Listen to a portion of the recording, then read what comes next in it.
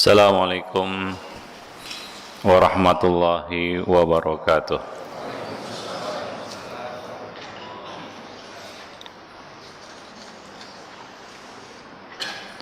Innal hamdalillah nahmaduhu wa nasta'inuhu wa nastaghfiruh wa na'udzu billahi min syururi anfusina wa sayyiati a'malina. Man yahdihillah fala mudhillalah wa man yudlil fala hadiyalah. Ashhadu an la ilaha illallah wahdahu la syarikalah wa ashhadu anna Muhammadan abduhu wa rasuluh. Amma ba'd, fa inna afdalal kalami kalamullah wa khairal hadi hadiyu Muhammad sallallahu alaihi wasallam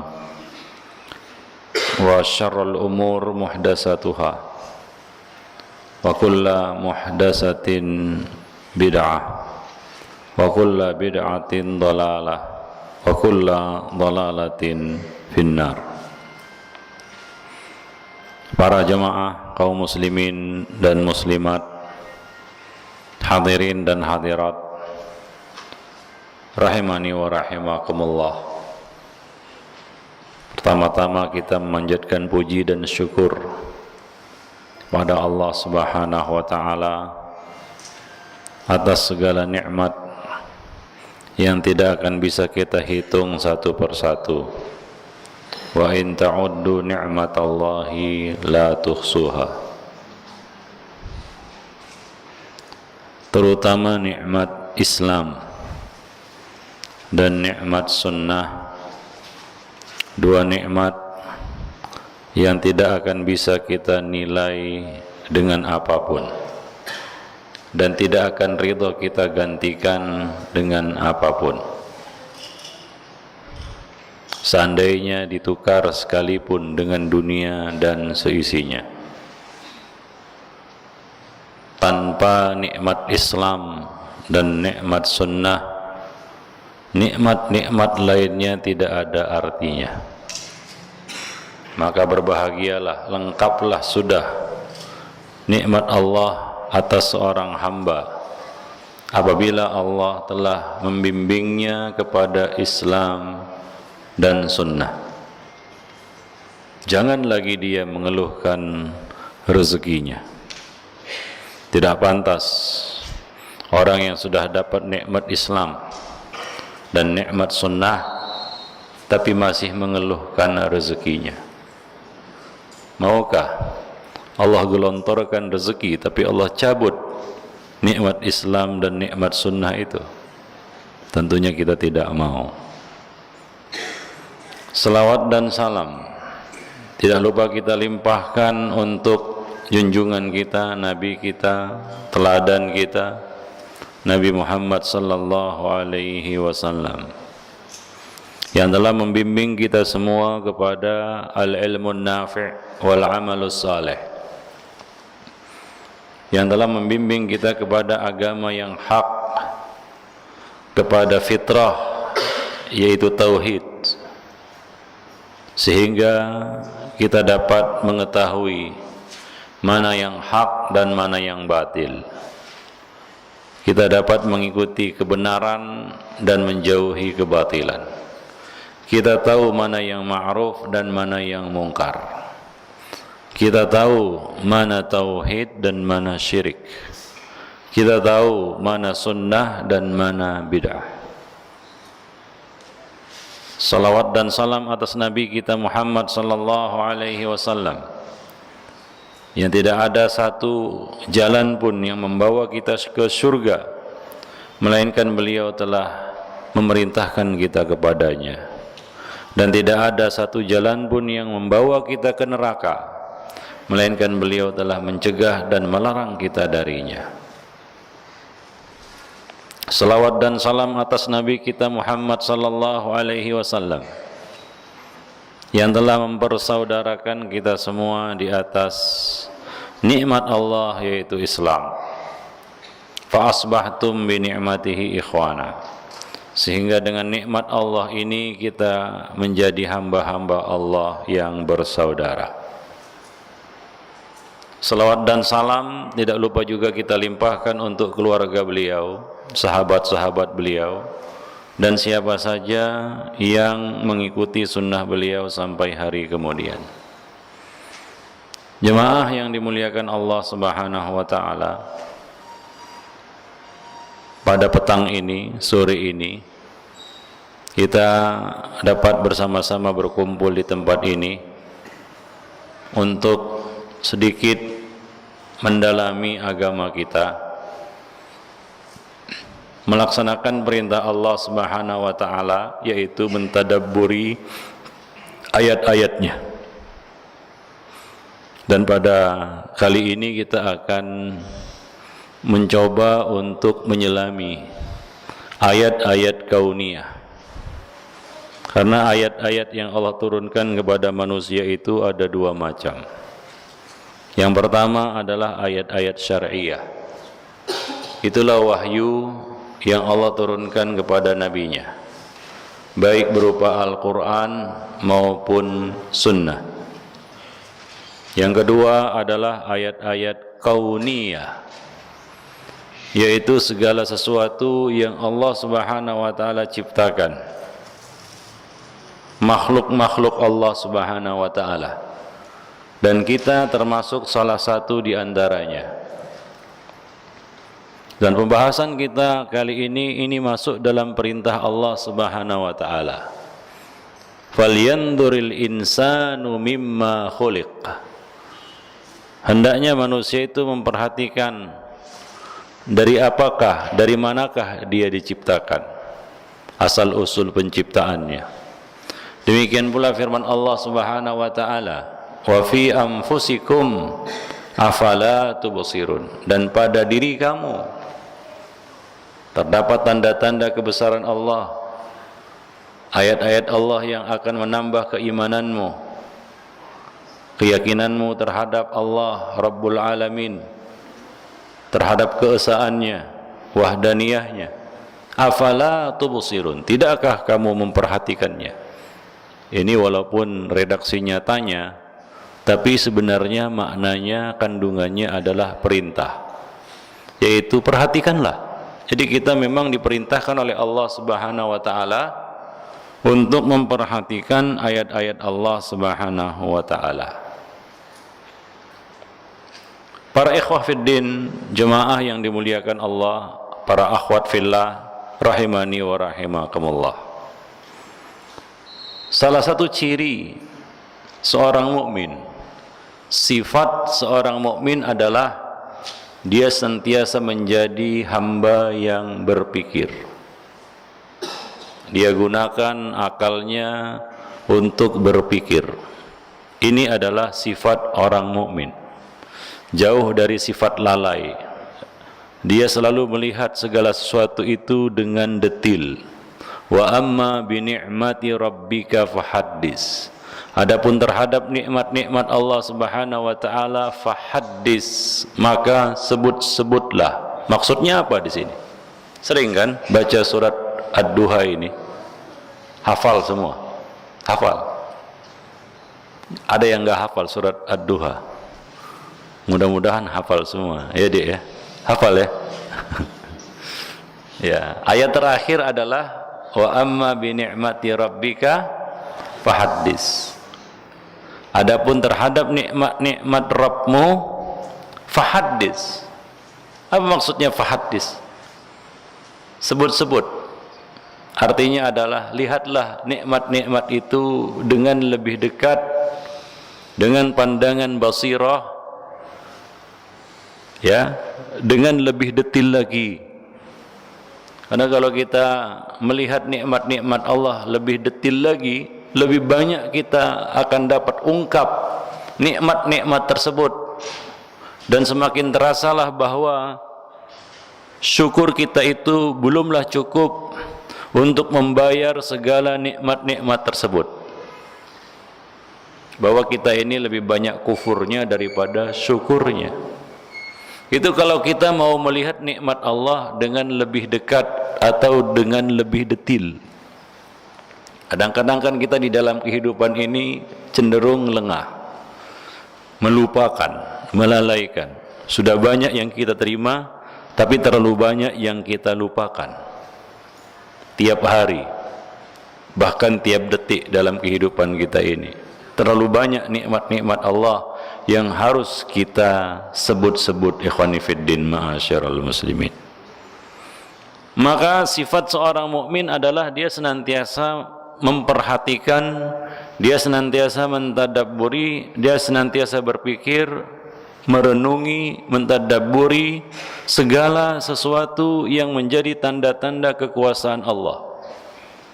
Inilah yang Allah Subhanahu wa taala sebutkan di dalam surat Ali Imran ayat 190 sampai 191.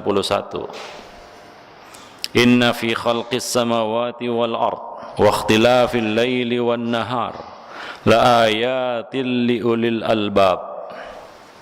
Sesungguhnya pada penciptaan langit dan bumi, coba lihat alam semesta. Keluar kita saksikan dunia ini, bumi Allah ini.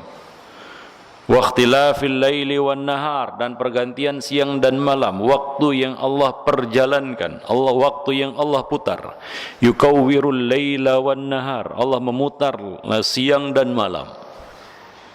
Allah memutar siang dan malam, berputar dia. Memang karena bentuknya bulat, dan dia berputar, dia berjalan. Dengan itu berjalanlah waktu. La ayatil liulil albab, menjadi peringatan, terdapat tanda-tanda kebesaran Allah bagi orang-orang yang berakal, yaitu orang-orang mukmin, ulul albab, ulun nuha, ulul absar. Ini adalah sifat-sifat orang-orang mukmin.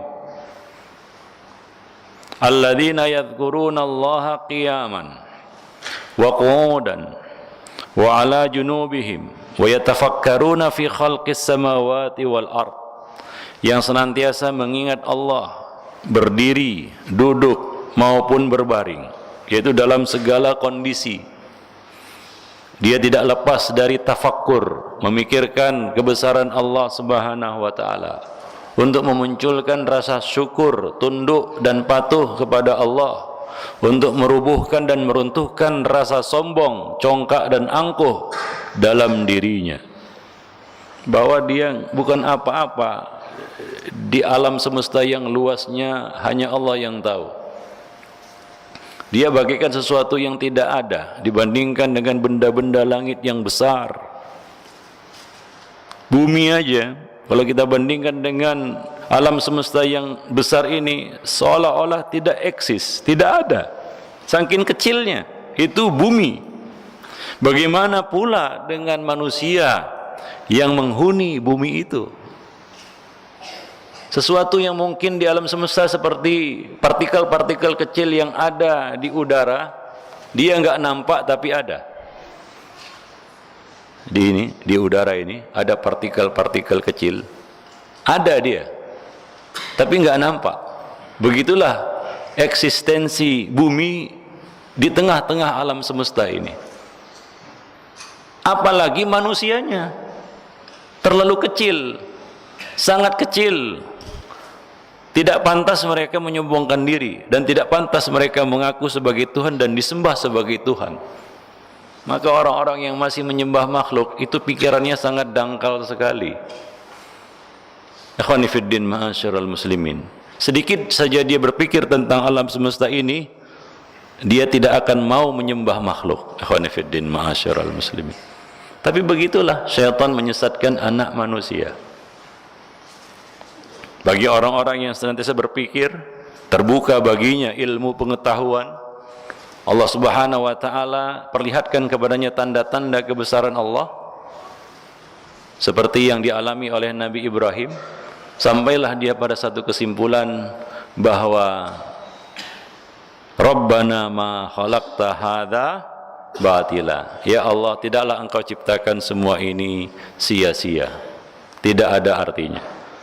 Subhanaka faqina adzabannar.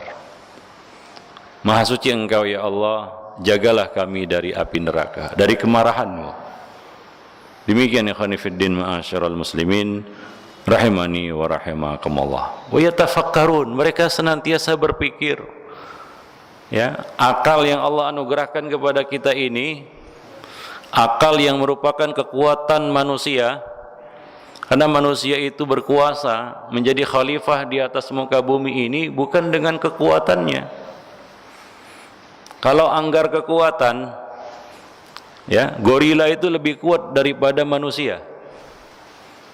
Sekali ditempeleng sama gorila, belok itu leher. Kalau nggak percaya, coba sana. Kuat itu. Disebutkan tamparan seekor harimau itu bisa mematahkan leher manusia. Sekuat-kuatnya manusia menampar orang, nggak akan sampai patah lehernya. Mana yang lebih kuat, harimau atau manusia? Harimau. Tapi kenyataannya harimau tidak bisa berkuasa di muka bumi. Maka tidak ada ceritanya hewan, binatang berkuasa di atas muka bumi. Kalaupun ada itu cerita film, tidak nyata. Karena Allah Subhanahu wa taala telah mustakhlifukum fiha, menjadikan kamu khalifah di atas muka bumi ini bukan dengan kekuatan kamu. Kita masih kalah kuat dengan hewan-hewan yang jauh lebih kuat itu, apalagi gajah, kan begitu. Tapi manusia menjadi lebih kuat dari semua makhluk-makhluk yang ada itu, yang jauh lebih kuat itu. Dengan apa? Dengan akal mereka. Ini kekuatan. Maka seorang mukmin menggunakannya untuk yatafakkaruna fi khalqis samawati wal ard. Digunakan akal itu untuk mentadabburi ayat-ayat Allah sehingga dia semakin kenal, semakin dekat dengan Allah Subhanahu wa taala. Ma'rifatullah. Ya, berujung kepada ma'rifatullah. Dia semakin mengenal Allah Subhanahu wa taala. Baik itu dengan ayat-ayat syariah maupun ayat-ayat kauniyah. Maka berapa banyak orang-orang yang terbimbing kepada Islam setelah Allah Subhanahu wa taala buka kepadanya ilmu pengetahuan. Akhwani fiddin ma'asyiral muslimin, a'azzani Allah wa iyyakum jami'an. Nah, itu sifat orang-orang yang beriman.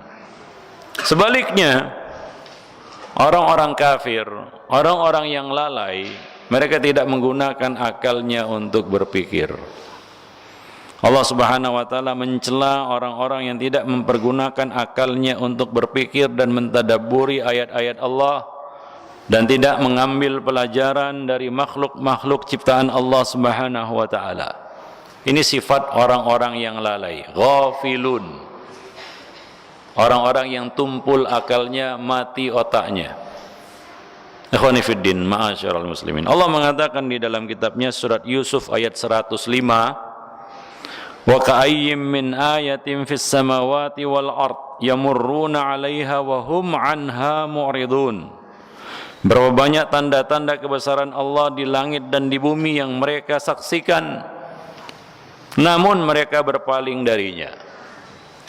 Ya, mereka anggap angin lalu, mereka tidak memperhatikannya, mereka tidak mentadabburinya dan tidak menumbuhkan rasa syukur, tidak menumbuhkan ketundukan, ya, kerendahan dirinya di hadapan Rabbul Alamin. Ikhwani fiddin ma'asyiral muslimin. Allah Subhanahu wa taala telah menebar banyak sekali tanda-tanda kekuasaannya di jagat raya ini. Baik di darat maupun di lautan, di bumi maupun di langit. Allah mengatakan dalam surat Fussilat ayat 53, sanurihim ayatina fil afaq wa fi anfusihim hatta yatabayyana lahum annahul haq.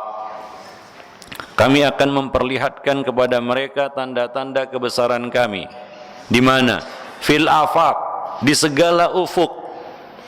Kemanapun kita menghadap, apapun yang kita saksikan 360 derajat, kita lihat ke depan, ke belakang, ke kanan, ke kiri, ke atas, ke bawah. Yang kita saksikan adalah tanda-tanda kebesaran Allah bagi orang-orang yang berpikir. Wa fi anfusihim, dan pada diri mereka sendiri. Nah, inilah yang menjadi tema buku ini, yaitu memperhatikan tanda-tanda Allah pada tubuh kita sendiri, yang kita bawa kemana-mana, yang kita merasa itu adalah milik kita, padahal sebenarnya bukan milik kita, bukan punya kita. Ya, tubuh kita ini bukan punya kita. Ya, ini adalah titipan Allah Subhanahu wa taala. Kita hanya diamanahkan untuk memakainya, bukan punya kita. Buktinya adalah hampir lebih dari 70% organ-organ tubuh kita ini berjalan tanpa perintah otak sadar kita, alam sadar kita, otak kita. Enggak diperintah oleh otak kita. Tangan ya, itu pun waktu kita terjaga. Digerakkan ngambil kue, diambil kue, kan begitu ya. Buka, dibuka. Terus kan? Ya. Tapi yang lainnya seperti sistem pencernaan, organ-organ dalam ini, demikian juga otak, dengan segala ya kita katakan urat sarafnya yang sangat rumit itu berjalan di bawah perintah Allah Subhanahu wa taala. Ikhwani fiddin ma'asyiral muslimin. Ya. Dia tidak perlu perintah dari otak. Dia diperintah oleh Allah Subhanahu wa taala. Berjalan sendiri dia. Dia punya saraf sendiri. Ya. Maka ketika kita tidur, ini pencernaan terus berjalan, berproses. Maka antum habis makan jangan tidur. Nggak bagus untuk kesehatan. Kenapa? Karena dia terus berproses. Ikhwani fiddin ma'asyiral muslimin. Ya, dia tidak perlu perintah otak kita. Maka jelaslah dari situ bahwa kita ini hidup dengan kasih sayang Allah Subhanahu wa taala. Tanpa kasih sayang Allah Subhanahu wa taala, walaupun sekejap mata, mungkin kita tidak akan bisa hidup. Ikhwani fiddin ma'asyiral muslimin. Terganggu saja sedikit organ-organ tubuh itu, kita mengeluh. Ya. Ini kan organ dalam ini sedikit saja ada masalah, asam lambungnya naik, kan begitu ya. Ya tiba-tiba hatinya tidak berfungsi, pankreasnya rusak, nah, akhirnya kena gula, kan begitu ya. Nah, ini kan semua proses yang kita katakan berjalan di bawah perintah Allah Subhanahu wa taala, bukan perintah otak. Maka tubuh ini sebenarnya milik Allah, hanya dititipkan kepada kita untuk digunakan. Dihembuskan kepadanya roh. Maka kita pun secara resmi boleh menggunakannya, tapi jangan dizalimi. Maka dari itu Allah Subhanahu wa taala mengatakan wala taqtulu anfusakum. Jangan kamu bunuh diri kamu sendiri. Jangan kamu binasakan diri kamu sendiri. Wala tulqu bi aidikum ila tahlukah. Jangan kamu lemparkan dirimu kepada kebinasaan. Enggak boleh kita menyiksa diri kita sendiri. Seorang mungkin dengan sombong dia mengatakan ini kan badan-badanku, tubuh-tubuhku, kepala-kepalaku katanya, tangan-tanganku, sesukakulah mau kujadikan, mau kulakukan apa, mau kubuat apa. Ini salah ini. Ikhwani fiddin ma'asyiral muslimin. A'azzani Allah wa iyyakum jami'an. Ya. Memangnya dia bisa memerintahkan usus untuk berhenti bekerja atau bekerja pada saat dia tidak bekerja? Kan nggak bisa. Ikhwani fiddin ma'asyiral muslimin. Nah, itu semua ada pada diri kita. Dan inilah perkara yang lebih simpel daripada kita mentadabburi alam semesta. Mungkin terlalu besar, ya. Mungkin terlalu rumit untuk kita apa? Untuk kita tadabburi. Nah, pada diri kamu yang kamu bawa kemana-mana itu, wa fil ardi ayatun lil muqinin. Dan di bumi itu terdapat tanda-tanda kebesaran Allah bagi orang-orang yang yakin. Gak usahlah mencari tanda-tanda kebesaran Allah sampai ke planet Mars sana, atau sampai ke planet Jupiter, atau sampai ke bintang yang jauh. Tidak perlu. Wa fil ardi, di bumi ada. Bahkan gak usah jauh-jauh, gak perlu pergi kemana-mana. Wa fi anfusikum afala tubsirun. Tidakkah kamu memperhatikannya? Ini kan kita bawa kemana-mana ini badan kita ini, ya. Tapi kadang-kadang kita kurang mentadabburi. Setiap nikmat yang Allah Subhanahu wa taala titipkan kepada kita dari ujung rambut sampai ujung kaki. Ikhwani fiddin ma'asyiral muslimin rahimani wa rahimakumullah jami'an. Yang lebih parah lagi adalah kita menggunakan segala nikmat ini untuk melawan Allah Subhanahu wa taala. Itu yang paling parah, ikhwani fiddin. Itu yang paling fatal dari kekufuran dan keingkaran manusia. Nah, kemudian Allah Subhanahu wa taala di sini kita ya seyogianya antum pegang bukunya. Tapi karena bukunya sudah habis, nanti insya Allah pada pertemuan yang akan datang, ya pertemuan kedua, mudah-mudahan antum sudah pegang bukunya, ya. Nah, kita mulai, buku ini dimulai dari bagaimana kita berusaha untuk merenungi penciptaan diri kita. Renungkanlah penciptaan dirimu, dari mana kamu berasal.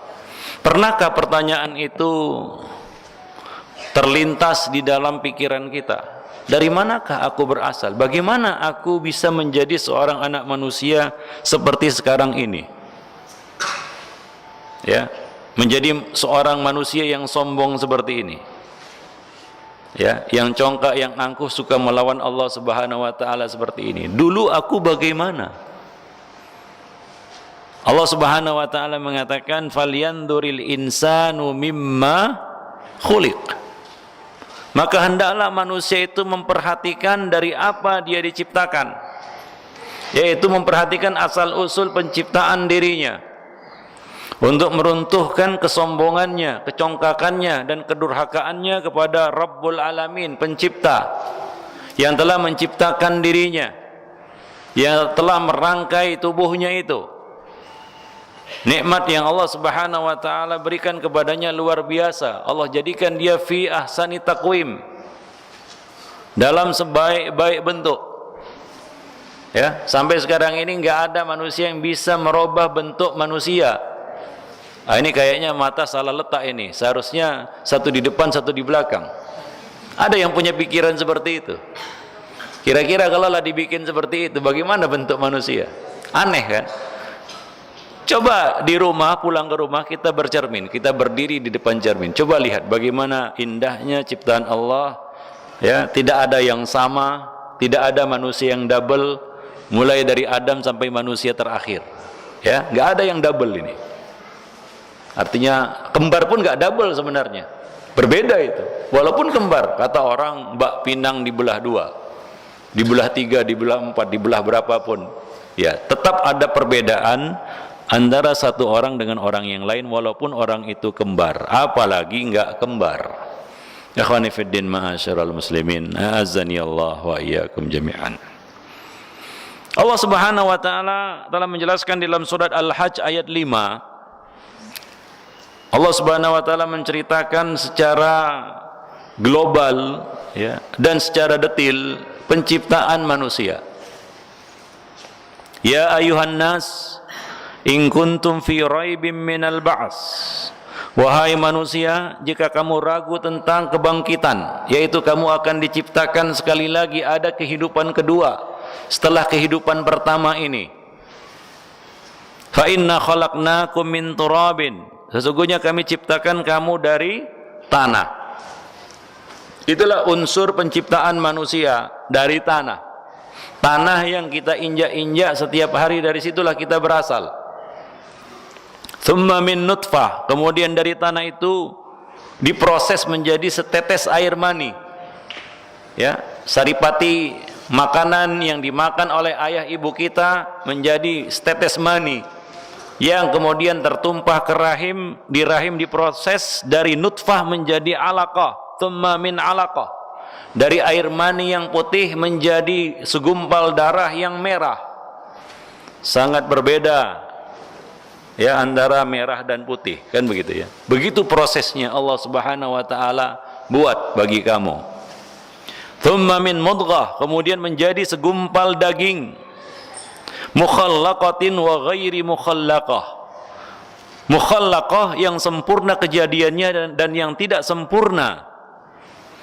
Ada yang normal dan ada yang cacat, tapi enggak ada produk gagal. Ikhwani fiddin ma'asyiral muslimin. Bagi orang tua yang mendapat anak yang dikaruniai oleh Allah Subhanahu wa taala anak-anak yang cacat, ya, jangan berburuk sangka kepada Allah Subhanahu wa taala. Itu bukan produk gagal. Allah Subhanahu wa taala menghendaki seperti itu untuk satu hikmah yang sangat agung dan mulia, yaitu agar kita manusia-manusia yang normal itu bersyukur kepada Allah. Diciptakan miskin dan kaya untuk apa? Kenapa enggak diciptakan kaya semua, enggak ada yang miskin? Supaya orang yang kaya bersyukur. Ya. Demikian juga Allah Subhanahu wa taala menciptakan manusia itu berbeda-beda, ada yang hitam dan ada yang putih. Kenapa enggak diciptakan putih semua? Jangan ada yang hitam. Ya, supaya orang-orang yang sempurna kejadiannya itu, penciptanya itu bersyukur kepada Allah Subhanahu wa taala. Ada yang tinggi, ada yang pendek, ada yang mancung, ada yang pesek. Ya begitulah dia manusia. Ya, supaya orang-orang yang diberi nikmat lebih itu mau bersyukur kepada Allah Subhanahu wa taala. Coba lihat orang-orang yang cacat itu. Kadang-kadang kita malu melihat orang-orang yang cacat. Malunya di mana? Orang-orang cacat ini enggak mengeluh dia. Dia tetap mampu, ya, mencari kehidupannya sendiri, mencari rezeki sendiri. Ada orang yang lahir tanpa lengan tapi bisa bekerja, berusaha, mandiri. Ada yang lahir tanpa lengan, tanpa kaki, ada enggak? Ada. Tapi jelas enggak ada yang tanpa kepala. Tanpa lengan, tanpa kaki. Bisa juga berusaha dia, bekerja dia, padahal enggak punya lengan, enggak punya kaki. Ikhwan fillah. Nah, ini kita lihat orang-orang yang normal, punya kaki, punya dua kaki, dua tangan, komplit, ya, tapi kerjanya mengemis, minta-minta. Ya, coba lihat, ikhwan fillah ma'asyiral muslimin. Allah Subhanahu wa taala menunjukkan kuasanya bahwa orang-orang yang cacat ini pun Allah beri kemampuan. Ya, Allah Subhanahu wa taala beri kelebihan-kelebihan yang tidak dimiliki oleh orang-orang yang normal. Orang yang buta itu pendengarannya luar biasa, sensitif. Ya. Hingga dia dapat berjalan. Pernah enggak melihat orang buta berjalan di tengah keramaian hanya dengan tongkat? Kita yang normal penglihatannya dikasih tongkat menjem, berani? Iya kan? Itu kelebihan-kelebihan yang Allah Subhanahu wa taala berikan supaya kita yang menyaksikan itu senantiasa bersyukur kepada Allah Subhanahu wa taala. Alhamdulillah yang memberikan kepadaku dua mata yang sempurna, dapat melihat. Gunakanlah itu untuk menaati Allah Subhanahu wa taala. Dan jangan mengeluh. Akhwani fiddin ma'asyiral muslimin. Orang yang enggak punya penglihatan aja enggak mengeluh, kita mengeluh. Ya. Kita mengeluh, ikhwani fiddin ma'asyiral muslimin. Taib. Lidumayyina lakum, untuk menjelaskan kepada kamu tanda-tanda kekuasaan kami. Wa nuqirru fil arhami ma nasya'u ila ajalin musamma. Kemudian kami tetapkan kamu di satu tempat yang kokoh yang bernama rahim. Ya, semua diproses di situ. Di rahim ibu kita. Ikhwani fiddin. Ya, Allah Subhanahu wa taala telah menjadikan itu sebagai media. Ya, sebagai wasilah lahirnya kita ke muka bumi ini. Ila ajalin musamma, sampai batas waktu yang Allah tentukan. Apabila telah tiba waktunya, maka sang ibu pun siap-siap untuk mengeluarkan bayinya. Ya khonifin, Allah mudahkan, ya, summas sabila yassarah, kemudian Allah mudahkan baginya jalan untuk keluar dari tempat yang sempit. Ikhwani fiddin ma'asyiral muslimin, kita menemukan jalan keluar, lahirlah kita ke dunia. Dari situ asal usulnya. Mau sombong bagaimana lagi kita? Ikhwani fiddin ma'asyiral muslimin, a'azzani Allah wa iyyakum jami'an. Macam-macam masa dan waktu seseorang itu berada di rahim ibunya. Normalnya berapa? 9 bulan 10 hari. Tapi ada juga yang lahir prematur, 7 bulan sudah berol keluar, terpaksa diinkubasi, kan begitu ya. Hidup juga. Ada yang lebih dari 9 bulan. Ada yang lebih dari 9 bulan di sini. Ya, di dalam rahim ibunya lebih dari 9 bulan. Hah? Ada. Ada, ikhwan fillah. Al-Imam Syafi'i berada di dalam rahim ibunya selama 2 tahun. Bayangkan itu, para ibu-ibu sekalian mengandung sampai 2 tahun. Ya. 9 bulan aja rasanya ini kapan bayi ini mau keluar, kan begitu ya. Ya. Bagaimana kalau diuji Allah Subhanahu wa taala enggak keluar-keluar sampai 2 tahun? Maka para ulama mengatakan paling lama orang itu berada di rahim ibunya 5 tahun, tapi enggak ada dalilnya memang. Ya, sejauh pengalaman manusia, ya, paling lama manusia itu berada di rahim ibunya itu 5 tahun. Ya, para ibu mungkin bisa merasakan bagaimana kalau mengandung janin bayi sampai 5 tahun. 5 tahun digotong kemana-mana itu, digendong kemana-mana. 5 tahun. Ikhwani fiddin ma'asyiral muslimin. Ada yang memecahkan rekor Imam Syafi'i? Belum pecah rekornya di sini. Ikhwani fiddin ma'asyiral muslimin. Ya, tsumma nukhrijukum tifla. Kemudian kami keluarkan kamu dari perut ibumu dalam keadaan ya menjadi seorang bayi. Ya, seorang bayi yang lahir polos, tidak bawa apa-apa, ya. Bagaikan kertas yang putih bersih, lembaran yang putih bersih, siap ditorehkan apapun padanya. Lahir dia di atas fitrah. Ikhwani fiddin ma'asyiral muslimin. Tsumma nukhrijukum tifla, tsumma litablughu asyuddakum. Kemudian kami pelihara kamu, kami jaga kamu, ada di antara kamu yang sampai kepada asyuddakum, ya, yaitu puncak usia. Ya, litablughu asyuddakum, kemudian kamu sampai kepada usia dewasa, puncak usia manusia untuk umat Muhammad adalah 40 tahun.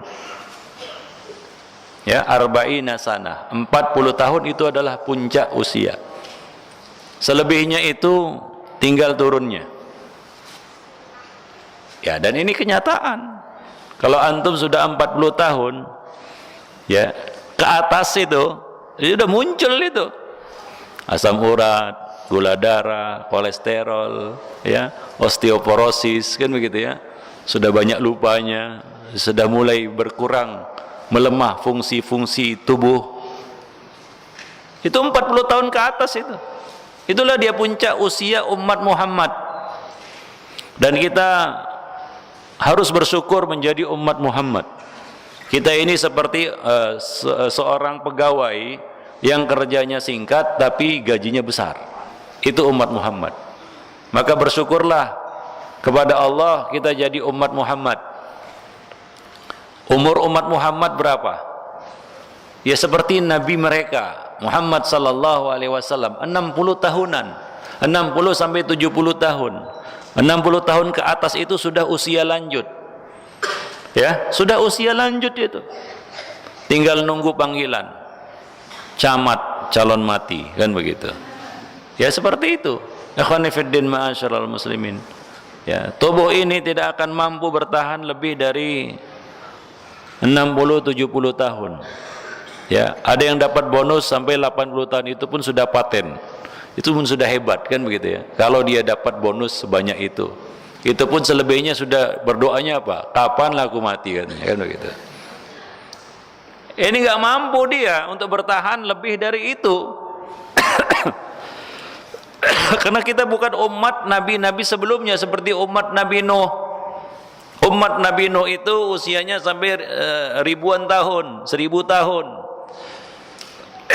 Mereka ini seperti pekerja, pegawai yang waktu kerjanya panjang tapi gajinya kecil. Ya. Bagaimana repotnya ya khonifin? Dapat kita bayangkan, kita saja yang usianya 60 atau 70 tahun, istiqomah itu luar biasa beratnya, betul enggak? Padahal cuma 60-70 tahun. Bagaimana kalau dapat usia 1000 tahun? Ya, yang jadi pikiran kita adalah bagaimana istiqomahnya itu sampai dapat usia 1000 tahun itu. Mungkin 200 tahun sudah baling gitu. Nggak mampu lagi istiqomah dia. Panjang kali usianya. Maka ada satu hikmah yang besar. Umur umat Muhammad ini disetel oleh Allah Subhanahu wa taala cuma bertahan sampai 60-70 tahun untuk meringankan mereka. Mereka gak akan mampu kalaupun diberi usia sampai 1000 tahun, entah jadi apa nanti. Kita aja yang cuma 70 tahun aja baru 50 tahun udah mbalelo kan begitu ya. Sudah mulai udah mulai yang aneh-aneh kan begitu. Susah untuk istiqomah. Istiqomah itu kan susah. Ibaratnya mempertahankan itu lebih berat daripada merebut. Istiqomah itu yang jauh lebih berat. Maka bersyukurlah kita jadi umat Muhammad. Ya litabulughu asyuddakum, sampailah kamu kepada puncak usiamu. Wa minkum man yutawaffa, ada yang diwafatkan sebelum waktu itu. Ada yang begitu lahir wafat, ada ya. Ya, ada yang mati muda, ada. Tapi ada juga yang diberi usia ila wa minkum may yuraddu ila ardalil umur. Ada yang dipanjangkan usianya sampai kepada usia lanjut, sangat tua. Ya, likai la ya'lama min ba'di ilmin syai'a, yaitu masa pikun. Kita berlindung kepada Allah dari masa pikun hingga dia tidak mengetahui lagi sesuatu yang telah diketahuinya sebelumnya. Dicabut oleh Allah Subhanahu wa taala nikmat akal. Setelah dicabut nikmat-nikmat yang lain satu demi satu. Akal yang paling akhir itu kalau dicabut. Kalau dia beruntung tidak dicabut sampai dia mati. Ya. Tapi ada yang kurang beruntung, belum mati sudah dicabut fungsi akalnya, pikun. Pikun ini nggak ada obatnya ya khonifuddin. Nggak ada obatnya. Ada dua penyakit yang nggak ada obatnya. Yang pertama adalah al-haram, yang kedua adalah al-maut. Gak bisa mengobati mati dan gak bisa mengobati pikun. Satu persatu dicabut. Dicabut giginya, ya, dicabut nikmat mata, dicabut nikmat kulit, dicabut nikmat kekuatan. Ya, semua nikmat dicabut satu demi satu. Ikhwani fiddin. Terakhir, kalaulah Allah Subhanahu wa taala tidak sayang kepadanya, dicabut juga oleh Allah Subhanahu wa taala nikmat akalnya. Pikun dia. Pernah ngurus orang pikun. Kasihan kan? Ada tapi dihitung tidak ada, nggak diurus, salah diurus, susah.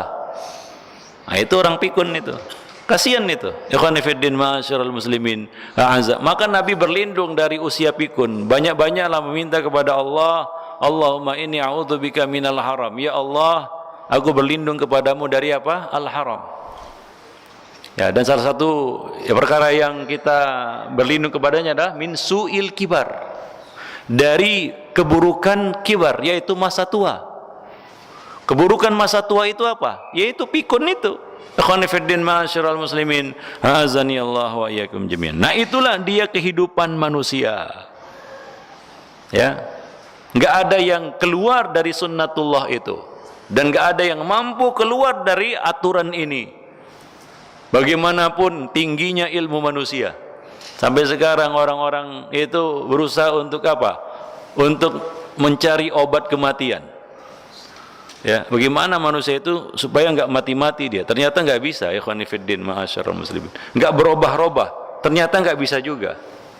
Ya, dia tidak akan bisa melawan sunnatullah, hukum alam ini, ikhwani fiddin ma'asyiral muslimin. Dia akan mau tidak mau akan menuju alam yang dia berusaha untuk lari darinya, yaitu alam-alam berikutnya, alam barzakh dan alam akhirat. Ikhwani fiddin ma'asyiral muslimin. Kullu man 'alaiha fan, semua yang ada di atas muka bumi ini akan fana.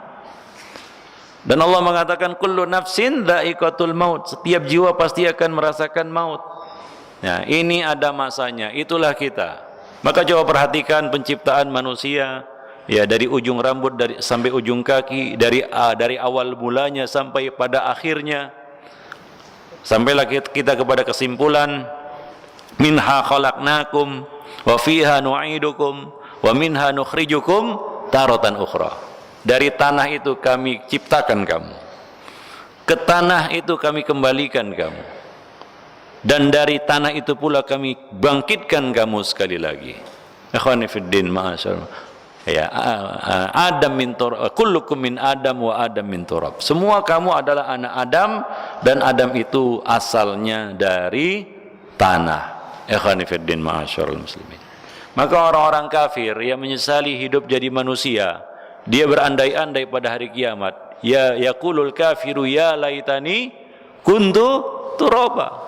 Dan berkatalah orang-orang kafir itu, ya laitani, duhai kiranya ya Allah dulu itu aku hanya menjadi seonggok tanah, enggak jadi manusia, enggak usah diproses jadi manusia. Ya khonifuddin ma'asyiral muslimin, azani Allah wa iyyakum jami'an. Dia tidak mensyukuri bahwa Allah telah memilih baginya suatu pilihan yang luar biasa. Ya, dengan kehidupan ini, ya dengan penciptaan ini, Allah Subhanahu wa taala mengangkatnya ke derajat yang paling tinggi, lebih tinggi daripada malaikat yang diciptakan dari cahaya, lebih tinggi daripada jin yang diciptakan dari api. Itulah manusia. Ya, dengan kehidupan yang Allah anugerahkan kepada mereka, dengan penciptaan yang Allah Subhanahu wa taala berikan kepada mereka, diberikan akal, ya, diberikan segala sesuatu yang diperlukan mereka untuk menjalani kehidupan. Ya, liyandur kaifa ta'malun, untuk melihat bagaimana kamu berbuat. Ikhwani fiddin ma'asyarul muslimin. Maka Allah Subhanahu wa taala mengatakan, ayahsabul insanu ayyutraka suda. Apakah manusia mengira dia akan dibiarkan begitu saja setelah Allah ciptakan sedemikian rupa? Jadi dia manusia, Allah jaga dia sampai dewasa, Allah berikan kasih sayang pada hati kedua orang tuanya untuk mengasuhnya. Siapa yang menanamkan kasih sayang itu kepada kedua orang tua kita hingga dia rela bersusah payah mengasuh dan membesarkan kita? Allah Subhanahu wa taala. Akhwani fiddin ma'asyiral muslimin. Nah, apakah setelah itu semua manusia mengira dia akan dibiarkan begitu saja? Alam yakun nutfatan min maniyyin yumna. Bukankah dia dulu adalah setetes air mani yang ditumpahkan ke dalam rahim? Tsumma kana 'alaqatan fa khalaqa fa sawwa. Kemudian menjadi segumpal darah. Lalu Allah menciptakannya dan menyempurnakannya. Faja'ala minhu zawjaini dzakara wal unsa. Kemudian diciptakan dari situ laki-laki dan perempuan hingga mereka bisa berkembang biak, beranak pinak. Alaysa bidzalika biqadirin ala an yuhyiyal mauta. Bukankah Allah Subhanahu wa taala yang telah menciptakan semua itu bagi kita, pastilah mampu untuk menghidupkan orang-orang yang mati. Kamu akan bangkit sekali lagi, dan itu bukanlah perkara yang susah. Wa ma dzalika 'ala Allahi bi'aziz. Itu bukanlah perkara yang susah bagi Allah Subhanahu wa taala. Di dalam ayat yang lain Allah Subhanahu wa taala mengatakan, awalam yarul insan anna khalaqnahu min nutfah fa idza huwa khasimun mubin. Tidakkah manusia memperhatikan bahwa kami menciptakannya dari setetes air mani? Ternyata dia menjadi musuh yang nyata. Dia membangkang, dia durhaka. Ikhwani fiddin ma'asyiral muslimin. Allah mengatakan juga di dalam ayat yang lain, memperingatkan kepada manusia, kita semua, qutilal insanu ma akfara. Celakalah manusia itu, binasalah manusia itu. Siksa telah menanti mereka. Ma akfara. Alangkah kufurnya manusia itu. Kufur mereka, lupa mereka kepada nikmat-nikmat Allah. Durhaka kepada Allah Subhanahu wa taala, menggunakan segala nikmat itu untuk melawan Allah Subhanahu wa taala. Min ayyi syai'in khalaqah. Dari apakah Allah menciptakannya? Min nutfatin khalaqahu faqaddara. Dari setetes air mani Allah menciptakannya lalu menentukannya. Qaddara, menentukan segala sesuatunya, bentuknya, warna kulitnya, jenis kelaminnya, segala sesuatunya Allah tetapkan, Allah takdirkan, dan Allah tulis semuanya itu di Lauhul Mahfuz. Bagaimana dia nanti, sifat-sifatnya, rezekinya, nasibnya, semua ditulis oleh Allah Subhanahu wa taala. Ya. Summa sabila yassarah, kemudian Allah mudahkan baginya jalan untuk keluar. Ya, di sini ada dua, yaitu keluar dari rahim ibunya ke alam dunia ini. Summa sabila yassarah, Allah mudahkan baginya jalan untuk mencari kehidupan di muka bumi. Allah mudahkan, ya, Allah mudahkan kita untuk mencari kehidupan, rezeki Allah di atas muka bumi ini. Ya, fasilitas sarana dan prasarana yang Allah Subhanahu wa taala berikan luar biasa komplit. Apalagi kita, makhluk yang Allah ciptakan kebetulan berada di negeri yang bernama Indonesia. Betul. Kita di mana ini? Di Indonesia, ya. Negeri yang kaya raya. Sabila yassarah, Allah mudahkan bagi penduduk negeri ini untuk mendapatkan rezeki mereka. Katanya tongkat batu dan kayu jadi tanaman. Dimudahkan kita mencari kehidupan di atas muka bumi. Pergi ke laut ada rezeki, pergi ke gunung ada rezeki, kemanapun kita melangkah ada rezeki di situ. Summa sabila yassara, summa amatahu fa'akbarah. Bagaimanapun kita mencapai pencapaian kita di dunia ini, menjadi orang yang paling kaya sekalipun, menjadi orang yang paling berkuasa sekalipun, paling tinggi jabatannya, paling besar kekuasaannya, paling banyak hartanya, summa kemudian amatahu, Allah matikan dia. Mati juga ujungnya. Bagaimanapun kayanya, ujung-ujungnya mati juga, Pak. Bagaimanapun hebatnya, bagaimanapun kuatnya, bagaimanapun tingginya kekuasaannya, mati juga. Ya, sebagaimana sebelumnya banyak orang-orang yang berkuasa, orang-orang yang kaya raya, orang-orang yang populer, ujung-ujungnya mati juga. Tsumma amatahu fa'akbarah, lalu menguburkannya, mengembalikannya ke tanah. Tsumma idza syaa'a ansyarah, kemudian pada waktu yang dia kehendaki, Allah Subhanahu wa taala menghidupkannya sekali lagi. Ikhwani fiddin, ma'asyiral muslimin, a'azzanillahu wa iyyakum jami'an. Jadi ternyata dari situlah asal usul kita. Kita dari tanah, dari saripati makanan yang dimakan oleh ayah dan ibu kita. Hingga jadilah kita seperti sekarang ini. Lalu setelah itu, apakah patut kita kufur kepada Allah Subhanahu wa taala? Kalau kita perhatikan bagaimana proses penciptaan manusia, itu menumbuhkan rasa satu, syukurnya kepada Allah Subhanahu wa taala yang telah memudahkan semua proses hingga terjadinya penciptaan dirinya. Ketika dia berada di dalam rahim ibunya, Allah Subhanahu wa taala memberikan makanan melalui makanan yang dimakan oleh ibunya, diproses hingga sampailah makanan itu kepada janin ini. Itu semua dengan kuasa Allah Subhanahu wa taala, bukan ibu kita yang mengatur. Bukan ibu kita yang mengatur, tapi Allah Subhanahu wa taala yang mengaturnya. Allah Subhanahu wa taala membelah satu sel itu menjadi 2 sel, 3 sel, 4 sel, hingga menjadi triliunan sel pada diri seorang bayi.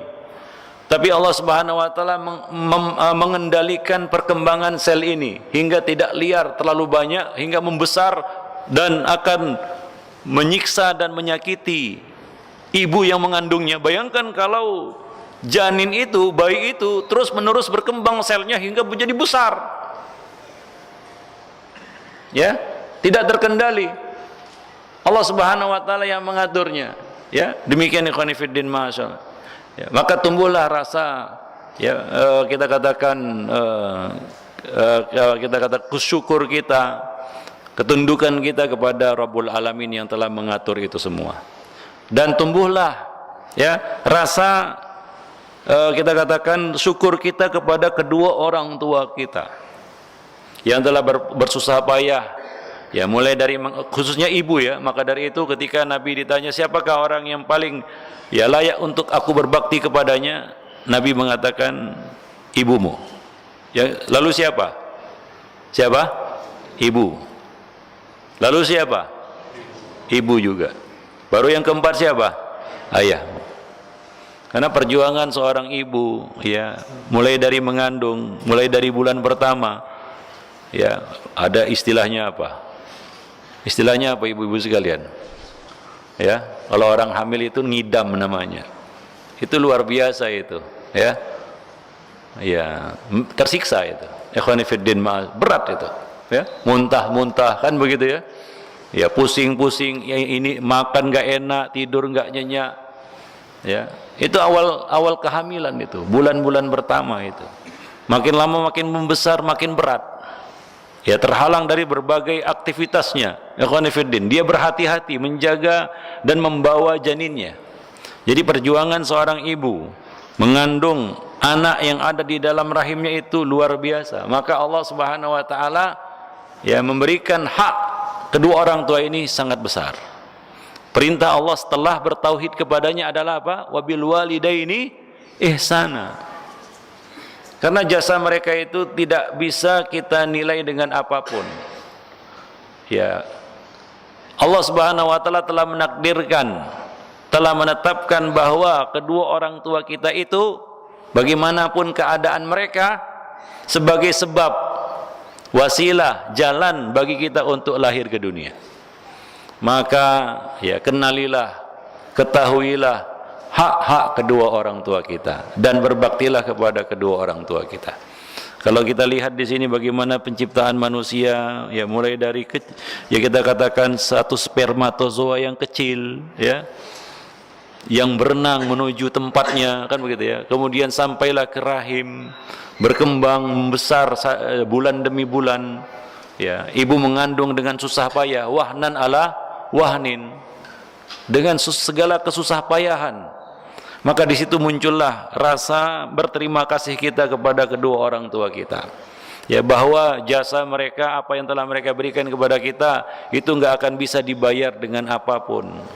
Ya. Dan mereka juga enggak minta bayaran dari apa yang telah mereka lakukan. Ikhwani fiddin ma'asyiral muslimin. Nah, ketika lahir, ya, Allah Subhanahu wa taala menanamkan rasa kasih sayang di dalam hatinya untuk menyusui anaknya. Ya. Dibimbing anak itu ke puting susunya untuk apa?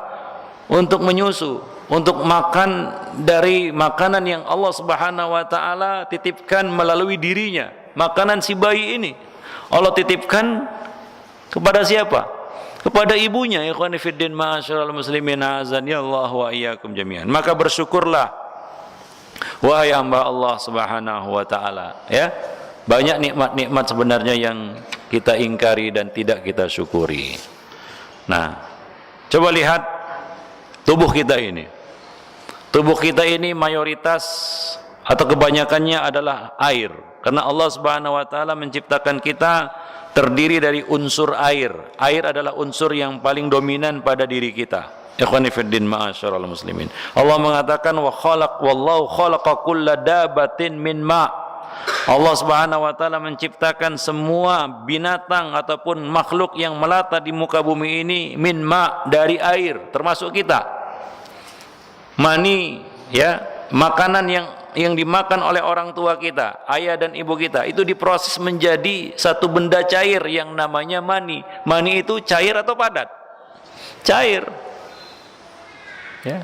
Cair. Ikhwani fiddin ma'asyiral muslimin azani Allah wa iyyakum jami'an. Ya. Nah, disitulah tersimpan, ya, spermatozoa yang ini akan menjadi cikal bakal bayi. Ikhwani fiddin ma'asyiral muslimin, dibungkus dalam, ya, lingkungan yang cair. Dan tubuh kita ini, itu proses yang terjadi di dalamnya itu kebanyakannya, mayoritasnya terjadi dalam lingkungan cairan. Maka kita tidak bisa lepas dari yang namanya air. Ya, karena tubuh kita ini 70% itu air, ikhwan fillah, ya. Otak itu 75% kadar airnya. Otak. Jantung itu 75% kadar airnya. Paru-paru 86%. Hati 83%. Buah pinggang atau ginjal 83%. Otot 75%. Darah 83%. Semuanya berlangsung dalam lingkungan cairan. Itulah manusia. Air yang berjalan, ikhwani fillah, seperti air yang berjalan. Ya. Maka bersyukurlah kepada Allah atas nikmat air. Ya, tanpa air kita tidak bisa hidup. Manusia bisa hidup tanpa makan. Tidak makan masih bisa bertahan hidup. Tapi coba nggak minum 3 hari mati. Kita 1 hari aja nggak minum, rasanya apa? Tercekik, nggak bisa hidup lagi, kan begitu. Maka manusia apabila sampai di satu tempat, yang dicarinya pertama kali adalah apa? Sumber air. Repot sekali kalau nggak ada sumber air. Ikhwani fiddin ma'asyiral muslimin. Antum pernah dengar cerita tentang tsunami di Aceh? Pernah dengar? Tahun berapa, Pak? 2006? Oh enggak. 2004 akhir, ya, 2004 akhir, Desember, tanggal 26, ya. Itu apa yang terjadi di sana? Tsunami yang hebat, ya.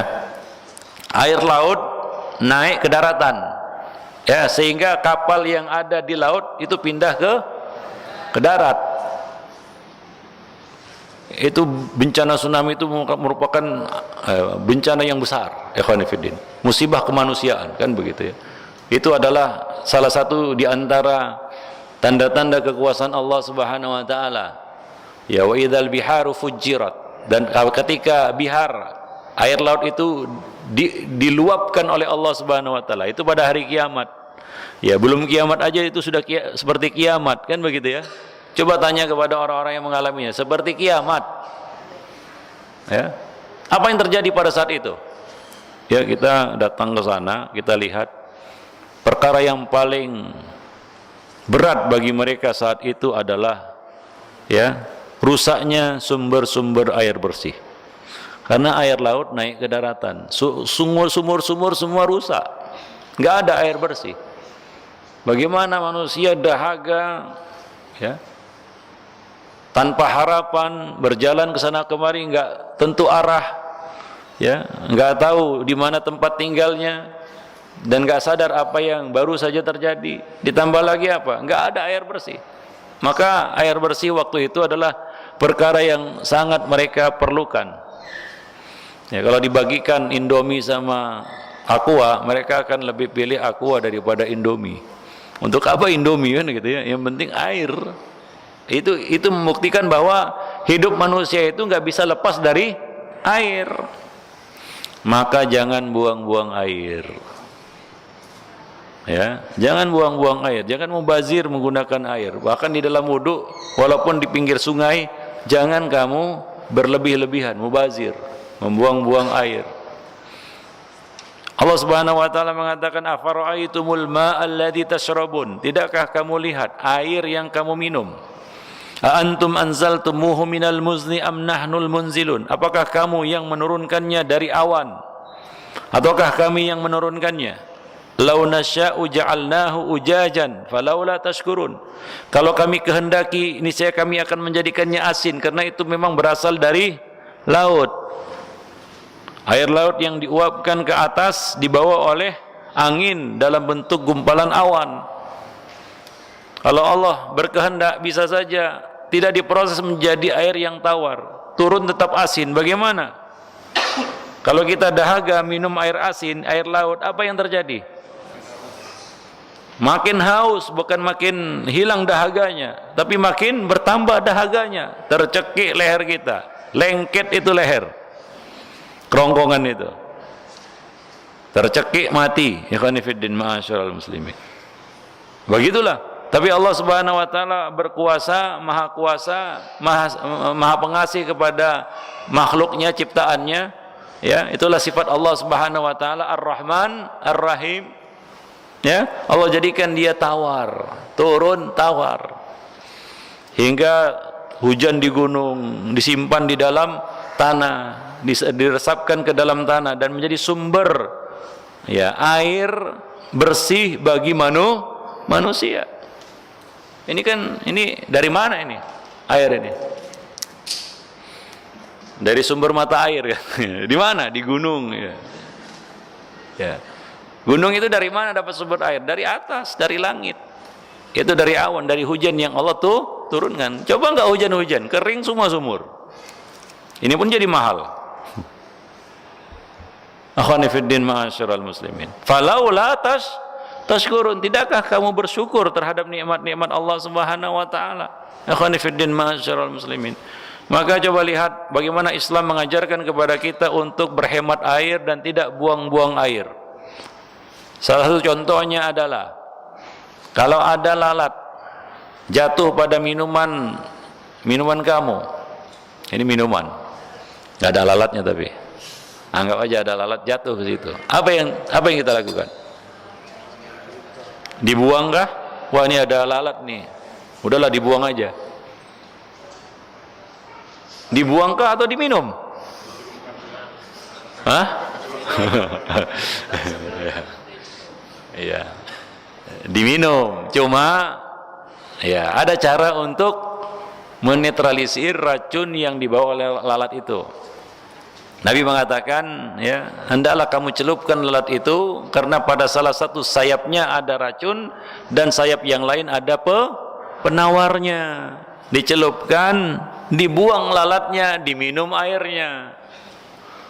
Bukan dicelupkan kemudian diminum sama lalat-lalatnya, salah itu. Hingga sebagian orang salah paham. Dia pikir diminum sama lalat-lalatnya. Dia katakan hadis ini jorok katanya. Tidak, dicelupkan, dibuang lalatnya, silakan diminum airnya, sudah tawar itu racunnya. Jangan buang-buang air. Ah, itu kan di Arab sana air sedikit, Ustadz. Kalau di sini kan banyak, buang aja lah. Ah, itu kufurnya manusia itu, tidak mau bersyukurnya manusia itu. Ikhwani fiddin ma'asyiral muslimin, ha'azani Allah wa iyyakum jami'an. Ya, maka bersyukurlah wahai hamba Allah Subhanahu wa ta'ala, ya, banyak nikmat-nikmat yang Allah Subhanahu wa ta'ala berikan kepada kita.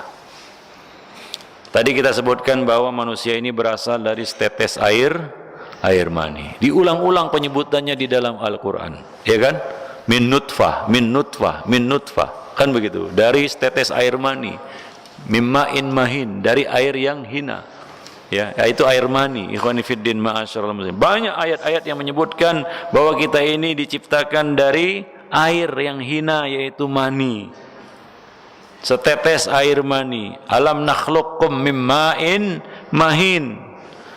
Ya. Walaqad khalaqnal insana min sulalatin min tin tsumma ja'alnahu nutfatan fi qararin makin. Itulah dia asal usul penciptaan kita. Kita dulu adalah setetes, berada di dalam setetes air mani. Air mani itu sebenarnya mengandung banyak sekali spermatozoa. Ini adalah cikal bakal manusia. Di dalam setetes air mani ini telah tersedia di dalamnya segala kebutuhan, bekal-bekal yang diperlukan dan perlindungan bagi lebih kurang 400 juta spermatozoa yang ada pada setetes air mani setiap kali ejakulasi. Itu sudah ada di situ segala kelengkapan-kelengkapannya sehingga dia bisa bertahan, ya, sampai kepada tempatnya, yaitu rahim. Ikhwani fiddin ma'asyiral. Perjalanan yang panjang untuk seekor spermatozoa yang kecil, yang lemah, ya, tidak terlindung, sedikit saja mati dia. Ikhwani fiddin ma'asyiral muslimin. Tapi dengan kuasa Allah Subhanahu wa taala, spermatozoa yang merupakan cikal bakal manusia ini Allah Subhanahu wa taala lengkapi, Allah lindungi dia di dalam setetes air mani itu. Ya, dalam setetes air mani itu ada kita disebutkan di sini, ya, setelah masuk ke dalam saluran rahim, ya, kecepatan gerak spermatozoa itu meningkat 10 sampai 20 kali lebih cepat daripada normalnya. Ini adalah gambaran perlombaan yang melibatkan 400 juta peserta. Disebutkan bahwa setetes air mani itu terdapat berjuta-juta benih sperma. Pada diri seorang pria yang normal, subur, itu diperkirakan jumlah spermatozoa per mililiter air mani berkisar antara 35 sampai 200 juta spermatozoa. Dan rata-ratanya jumlah air mani yang keluar setiap kali bersenggama adalah 3,5 mililiter. Ya. Dan setiap mililiter air mani itu mengandung sekitar 120 juta spermatozoa. Dengan kata lain, kalau kita kalikan, ya, setiap kali ejakulasi keluarlah 400 juta spermatozoa. Ini adalah peserta yang ingin jadi manusia. Tapi pemenang cuma satu. Nggak ada juara 2 atau juara 3. Tapi kadang-kadang ada juga juara 2, juara 3. Kembar, kan begitu, ya. Ya kan, kembar itu kan ada juara 1, juara 2, dua-duanya keluar. Jadi tapi kebanyakannya adalah apa? Hanya ada satu orang pemenang, dan Andalah pemenangnya. Kita pemenangnya. Kita dipilih oleh Allah Subhanahu wa taala dari 400 juta, bayangkan. Ya, itu disebutkan walaupun jumlahnya besar 400 juta, mengingat ukurannya yang sangat kecil, spermatozoa itu hanya menempati porsi sedikit sekali dari volume air mani, sedangkan sisanya adalah cairan yang disebut semen, yang berasal dari berbagai kelenjar kelamin pria. Dan semen ini melengkapi spermatozoa dengan perbekalan yang cukup agar bisa tetap hidup di luar tubuh pria dan siap berlomba dengan spermatozoa yang lainnya. 399.999.999 spermatozoa yang lain berlomba-lomba itu untuk mencapai finish, yaitu rahim. Ikhwani fiddin, ma'asyiral muslimin, ya, menembus masuk ke dalam sel telur. Ya, jadi semen ini mengandung zat gizi yang amat dibutuhkan oleh spermatozoa, karbohidrat, vitamin, asam amino. Dia mengandung, ya, lendir pelumas yang akan merangsang pergerakan dinding rahim, ya, sifat air mani yang basah hingga membuat netral asam pada saluran rahim wanita. Begitulah Allah Subhanahu wa taala mengatur perjalanan 400 juta spermatozoa untuk berebut masuk menembus ke dalam satu sel telur. Oh, itu kita di situ itu. Itulah dia, kita dari situ. Ya, sadar enggak? Nah, ini dia bentuk satu kita katakan spermatozoa. Ya, kalau diperbesar, ya. Ya, inilah dia satu spermatozoa. Ada siripnya, ada ekornya untuk berenang. Ya. Untuk berenang. Ada ekornya dia.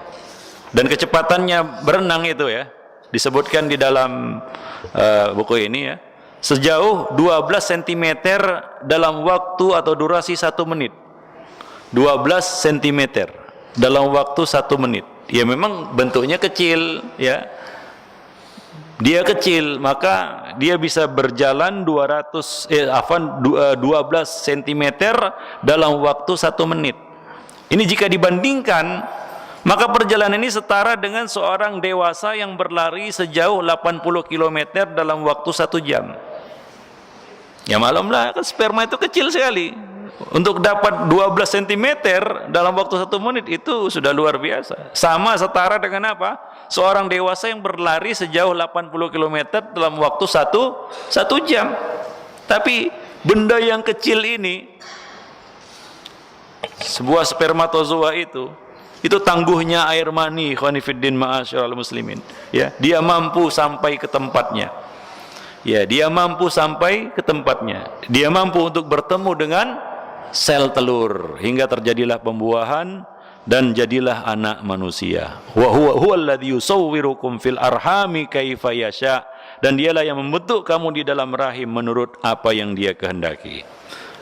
La ilaha illa huwal azizul hakim. Apakah semua itu terjadi begitu saja tanpa ada yang mengaturnya? Siapa yang menyediakan segala perbekalan bagi sperma yang kecil itu hingga dia dapat berjalan dengan aman sampai bertemu dengan sel telur? Kalau bukan karena kasih sayang Allah Subhanahu wa taala, tidak akan mungkin itu terjadi. Khonifiddin ma'asyiral muslimin. Maka Allah mengatakan, ayat ini membuat seorang sahabat itu masuk Islam. Ya, am khuliqu min ghairi syai'in am humul khaliqun. Apakah mereka tercipta begitu saja tanpa ada yang menciptakannya? Am humul khaliqun, atau mereka yang menciptakan diri mereka sendiri? Mereka yang menciptakan diri mereka sendiri. Ya, kita yang memerintahkan kepada sperma itu untuk berjalan, lalu kita lengkapi dengan perbekalannya, lalu kita lindungi dengan segala perlindungannya, hingga dia dapat mencari jalannya tanpa tersesat, nggak salah alamat. Begitulah insting dan fitrah yang Allah tanamkan kepadanya. Akhwani fiddin ma'asyiral muslimin, azani Allah wa iyyakum jami'an. Semua itu tentunya dengan kuasa Allah Subhanahu wa taala. Inna ahadakum yujma'u khalquhu fi batni ummihi arba'ina yauman. Kamu, ya, dikumpulkan penciptaan kamu di dalam rahim ibumu selama 40 hari berupa air mani.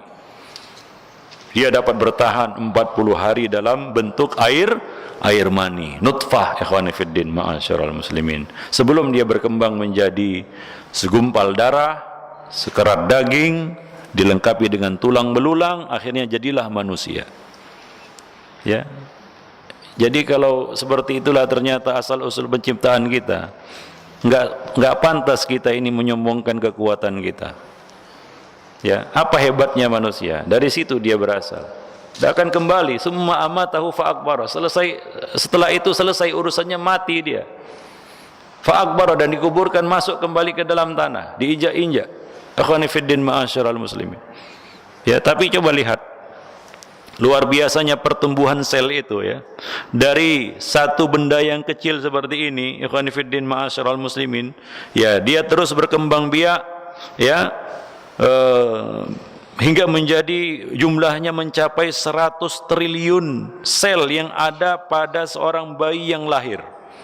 Dari satu sel, ingat, dari satu sel dia berkembang menjadi 100 triliunan sel pada diri seorang bayi. Dan itu diatur pembelahannya oleh Allah Subhanahu wa taala sedemikian rupa hingga perkembangbiakan sel-sel itu meskipun cepat, tidak liar, dan tetap terkendali, sehingga besarnya pun terkendali. Coba bayangkan, ikhwani fiddin, bayi itu terus membesar, lahirnya seperti anak usia 6 tahun. Gimana ibunya mengandung? Tersiksa itu. Tapi ada batas waktunya, ada waktunya dia keluar, semua ditetapkan oleh Allah Subhanahu wa taala dan terkendali. Siapa yang mengendalikannya?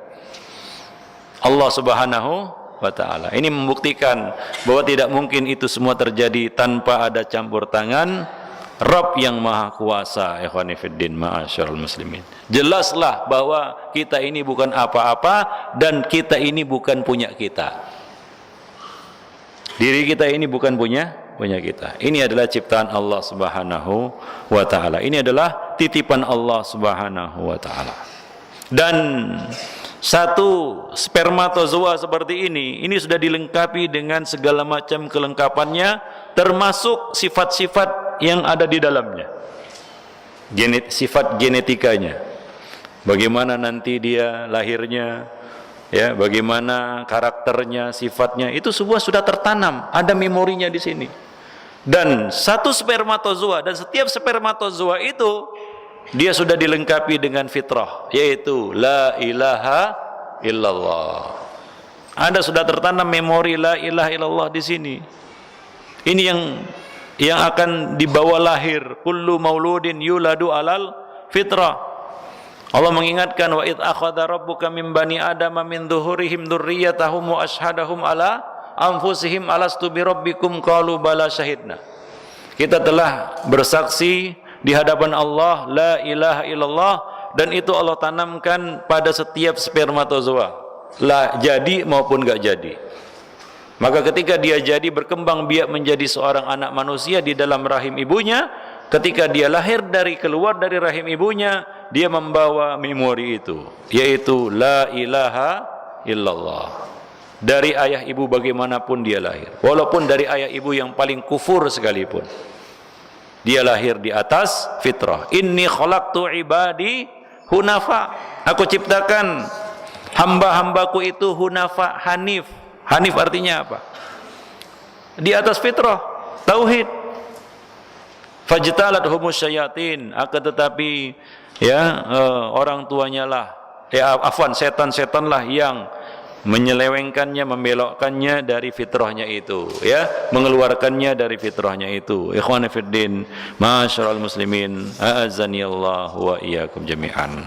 Nah, jadi setelah itu semua, fabi ayyi ala'i rabbikuma tukadziban. Nikmat Rabb kamu yang manakah yang mau kamu dustakan lagi? Ikhwan fiddin. Maka dari itu, jadi manusia jangan sombong. Kita bukan apa-apa, ya. Segala kekuatan yang kita miliki, la haula wala quwata illa billah. Tanpa pertolongan dan kasih sayang dari Allah Subhanahu wa taala, tidak ada satu perbuatan pun yang bisa kita lakukan. Wa khuliqal insanu dhaifa. Manusia itu diciptakan lemah. Ya, maka sekuat-kuatnya manusia, ya, dikasih cobaan, ya, nangis dia. Bawakanlah di sini preman yang kuat, hebat, sangar, mengerikan. Dikasih sakit gigi aja. hilang premannya, ikhwan fillah, hilang jagonya. Atau orang Medan hilang kreaknya, kan gitu ya. Sakit gigi ya udah. Ya, itu baru sakit gigi. Pernah sakit gigi? Katanya daripada sakit hati lebih bagus sakit gigi. Sakit kan? Itu baru gigi, baru satu gigi. Bagaimana kalau semua gigi dibuat sakit? Udah nggak karuan tuh. Mungkin kepala ini dilagakan ke tembok itu. Ya kan? Kalau bayangkan ya, dengan kuasa Allah jarang gigi itu sekaligus semuanya sakit. Ada 32 gigi, 32-nya sakit banget. Nggak bisa bayangkan itu ya. Nggak bisa bayangkan tuh bagaimana kalau punya gigi 32 jumlahnya, 32-nya sakit semua. Wah, luar biasa itu ya. Nah, itulah manusia, lemahnya manusia ya. Beberapa detik saja, beberapa menit saja oksigen tidak mengalir ke otaknya, selesai dia. Ya, maka kita lihat banyak sebab-sebab kematian itu yang membuat kita geleng-geleng kepala. Tadi sehat-sehat aja tiba-tiba gim. Ya, ada yang mati karena makanan. Karena banyak sekarang orang mati karena makan. Bukan karena nggak makan, ya. Orang sekarang banyak mati karena makan, ya. Karena makan, apapun dimakan kan begitu ya. Ya, muncullah penyakit di sana sini, akhirnya mati, ujung-ujungnya mati. Ya, kena darah tinggi, ya, kena serangan jantung, stroke dan lain sebagainya. Diusut-usut ternyata penyebabnya makanan, kebanyakan makan, bukan nggak makan. Ya, itulah dia manusia. Ya, nggak makan mati, makan pun mati. Gitu. Ya, lemahnya manusia itu. Ikhwan fillah ma'asyiral muslimin a'azani Allah wa iyyakum jami'an. Ya, dengan sebab yang sedikit saja dia bisa kehilangan kehidupannya manusia itu. Ya, selesai urusannya. Is dead kata orang Medan. Tahu is dead? Ya, matilah. Ya. Maka coba lihat, terpeleset mati. Ya. Salah makan mati, kesedek mati, nahan buang air mati. Pernah dengar itu? Nahan buang air dia, sesak kencing, ya ditahan-tahan, akhirnya apa? Mati, pecah ginjalnya. Begitulah lemahnya manusia, ya. Lemahnya manusia itu, ma'asyiral muslimin wa khuliqal insanu dhaifa, maka tidak pantas dia sombong di hadapan Allah Subhanahu wa taala. Ikhwani fiddin ma'asyiral muslimin, ya. Nah, ada juga yang ya kita katakan apa ya? Di antum percaya enggak habis main pingpong mati? Itu terjadi itu di masjid kita di Medan. Ya. Habis main pingpong mati. Orang-orang tanya, "Oh, si fulan mati tadi di masjid habis main pingpong." Oh, main pingpong enggak salah. Bukan main bulu tangkis, bukan main pingpong. Ya, kalau dipikir-pikir main pingpong itu apa beratnya? Ya, pukul sana pukul sini kan tlak tuk kan gitu ya. Yang lebih blow on penontonnya itu. Ya kan? Mati juga, coba lihat. Main pingpong ikhwanifiddin, ya. Ada yang jalan-jalan mati. Ada yang tidur gak bangun-bangun lagi. Begitulah dia lemahnya manusia ikhwanifiddin. Ya, kalau kita telusuri di diri kita ini, ya, organ-organ kita, tubuh kita ini, mulai dari akal, otak sampai ya apa namanya kita katakan telapak kaki kita. Itu manusia itu khuliqal insanu dhaifa, lemah. Kalau bukan karena kasih sayang Allah, penjagaan Allah, ya, mereka tidak akan bisa berbuat apapun. Ya, tidak ada satu perkara pun yang dapat mereka lakukan. Wallahu a'lam bissawab. Nah, demikianlah ikhwani fiddin ma'asyiral muslimin, itulah asal usul penciptaan kita, ya. Yang kalaulah kita tadabburi tadi, kita dengarkan sedikit ya dari asal usul penciptaan kita, dari mana kita berasal, itu menumbuhkan apa? Kesadaran kita bahwa kita ini bukan apa-apa. Ya, bahwa kita kurang bersyukur kepada Allah Subhanahu wa taala. Banyak nikmat-nikmat yang belum kita syukuri, ya.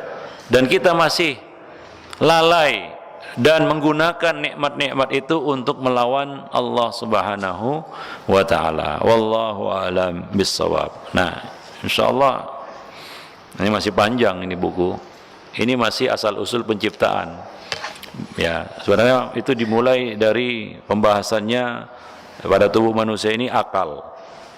Ya, akal ini kan organ tubuh yang Allah muliakan ditempatkan di atas. Ya, dilindungi sedemikian rupa. Ya, ini adalah anugerah yang paling mahal.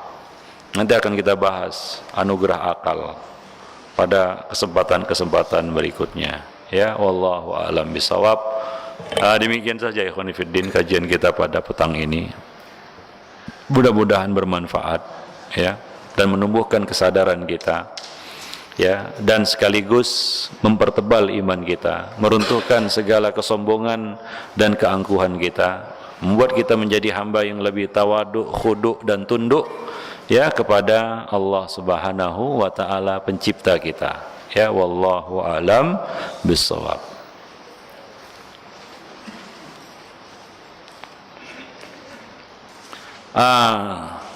Selanjutnya tentu saja kita buka kesempatan kepada para jemaah untuk bertanya ya. Silakan bagi yang ingin bertanya.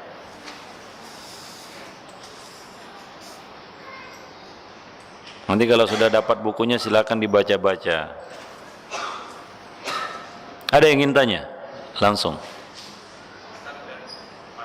Hah? Ya ada, ini di apa namanya? Mungkin di internet bisa dilihat kayak gini bukunya. Saya nggak tahu cetakan yang nanti cetakan kedua ini apakah masih seperti ini. Tapi kayaknya seperti ini juga begitu. Ya. Cetakan Pustaka Imam Syafi'i, Cipinang Cepedak. Ya, 1 nomor 13. Itu kantornya. Hah? Iya nggak tahu saya, mungkin.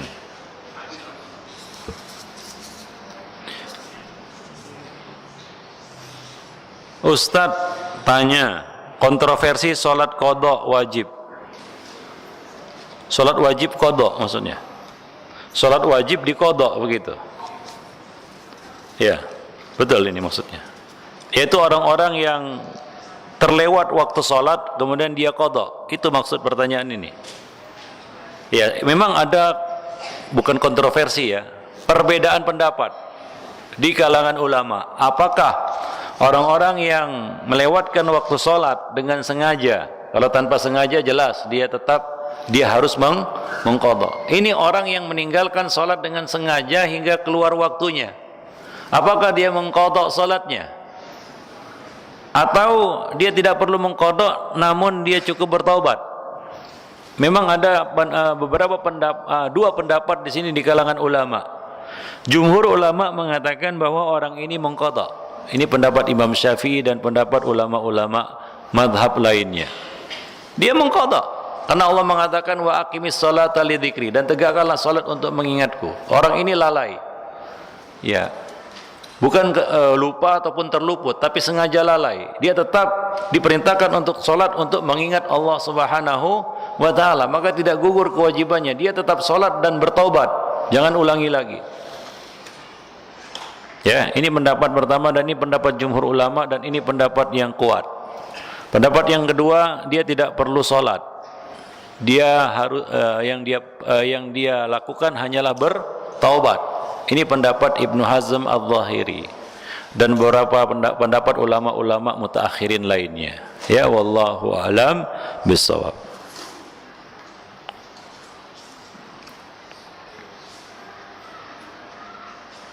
Bagaimana spermatozoa dari seorang kafir? Ya tetap semua itu sudah dilengkapi dengan memori la ilaha illallah. Walaupun dia lahir dari ayah ibu yang paling kafir sekalipun. Kullu mauludin yuladu alal fitrah fa abawahu, kedua orang tuanya yang membuat dia Yahudi, Nasrani ataupun Majusi setelah lahir. Dia rusak fitrah itu, orang tua yang merusak segel tauhid itu. Manusia kan lahir tersegel dia. Seperti ini. air mineralnya, tersegel dia. Wah, ini berarti masih perawan, ya. Belum diminum orang, belum berkurang dia. Masih ori, ya, dan masih sempurna. Dikatakan isi bersih 330 ml. Segitulah dia, belum berkurang karena segelnya masih tertutup rapi. Ya, bayi itu lahir ke dunia seperti ini, tersegel. Segelnya apa? Segel tauhid. Tapi siapa yang merusak? Orang tua, kan begitu. Nah, rusaklah dia. Rusak, kan begitu? Rusak enggak? Rusak. Terbuka, diminum. Kurang. Karena udah rusak segelnya. Siapa yang melakukan ini? Orang tua. Rusak segel anak ini, segel tauhid anak ini karena kelalaian orang tua, ya. Jadi penyebab utamanya sebenarnya orang tua, ya. Orang tua nggak bisa lepas tangan, ya. Nah, apakah bayi ini lahir di atas fitrah ini dengan tersegel rapi, segel tauhid ini akan kembali dalam keadaan tersegel atau sudah rusak segelnya?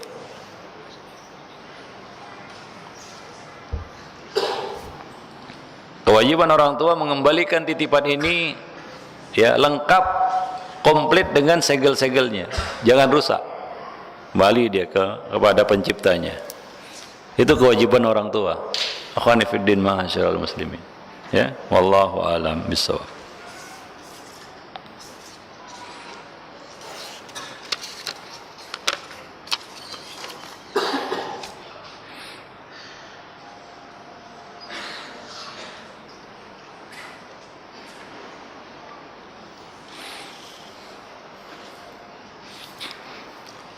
Bagaimana cara yang dicontohkan oleh Rasul dalam membimbing anak-anak untuk menghormati orang tua? Apakah anak yang baru beranjak besar remaja sudah baligh tapi masih kekanak-kanakan, sudah dihitung amal ibadahnya? Masalah yang jadi ukuran itu bukan wah dia masih kekanak-kanakan berarti belum baligh, bukan. Ukuran baligh itu, ya, adalah pada anak laki-laki dia sudah mimpi basah. Pada anak perempuan dia sudah haid. Maka dia sudah baligh. Ya, oh dia masih kekanak-kanakan, udah mimpi basah, kekanak-kanakan. Kecuali dia orang yang lemah mental, ada kekurangan pada akalnya. Orang-orang ini ma'dzur, kan begitu ya. Tapi kalau dia normal, maka ikhwani fiddin ma'asyiral muslimin, orang tua itu bertanggung jawab penuh terhadap anak-anak titipan Allah Subhanahu wa taala. Anak itu bukan ciptaan dia, itu ciptaan Allah. Allah ciptakan anak itu untuk satu tujuan yang mulia, yaitu wa ma khalaqtul jinna wal insa illa liya'budun. Apapun yang terjadi pada anak ini, yang akan dipanggil ke hadapan Allah nanti bukan orang lain. Bukan kakeknya, bukan neneknya, bukan pamannya, bukan bibinya, bukan ustadznya, bukan tetangganya, bukan kawannya, bukan sahabatnya, bukan siapa-siapa. Tapi yang dipanggil adalah orang tuanya, binnya. Ini bin siapa ini? Ini binti siapa ini? Anak ini bin siapa? Itu jelas itu. Ya, maka orang tua nggak bisa lepas tangan. Orang tua nggak bisa mencari kambing hitam. Orang tua nggak bisa buang badan, ya, terhadap kewajiban ini. Wallahu alam bissawab. Ustadz, hidayah kan di tangan Allah. Betul, hidayah memang di tangan Allah. Ustadz, bukankah anak Nabi Nuh itu kufur? Betul. Tapi coba lihat Nabi Nuh berdakwah 950 tahun, mendakwahi anaknya dan kaumnya. Dia tidak lalai. Nabi Nuh tidak lalai akan kewajibannya. Nah, kita coba tanyakan kepada diri kita, apakah kita seperti Nabi Nuh yang tidak lalai atau kita lalai? Ikhwani fiddin ma'asyiral muslimin, itu bukan alasan wah anak Nabi Nuh aja kufur berarti anak saya nggak apa-apa, saya kan nggak seperti Nabi Nuh, katanya. Ini orang akal-akalan ini ingin lari dari tanggung jawab ini, kan begitu. Ya begitu. Ada sebagian orang, wah kenapa istri kamu masih seperti itu. Wah, istri Nabi Lut aja kufur. Ya. Nabi Lut ya telah berdakwah, dia tidak melalaikan kewajibannya. Nah, kita bagaimana?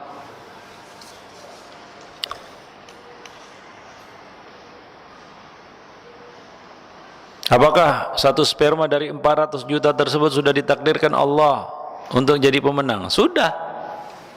Tapi coba lihat, semua spermatozoa itu, semua sperma itu berusaha dia, berlomba-lomba, berenang dengan menggunakan ekornya, berikhtiar dia. Hanya satu pemenang yang telah ditetapkan, nggak ada yang tahu itu. Tapi dia tetap menjalankan perintah Allah Subhanahu wa taala, dia mengejar sel telur itu. Walaupun cuma satu yang menang. Tapi semua kan sudah ditetapkan. Ya, nah demikian ikhwan fillah masuk.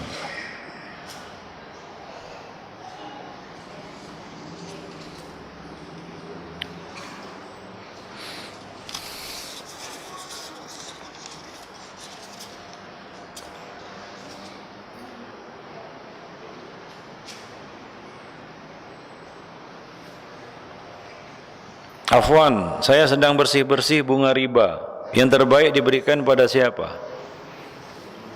Enggak pada siapa-siapa. Digunakan itu untuk kepentingan umum. Ya. Seperti membuat jalan, selokan, kalau perlu jembatan digunakan untuk membangun jembatan, kan begitu ya. Atau sarana-sarana umum lainnya. Ya, itu yang lebih tepat. Wallahu a'lam bishawab.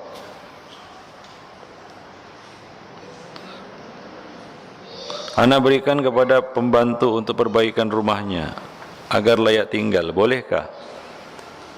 Sebenarnya ini ya ada unsur dia ingin lepas dari kewajibannya membantu pembantunya.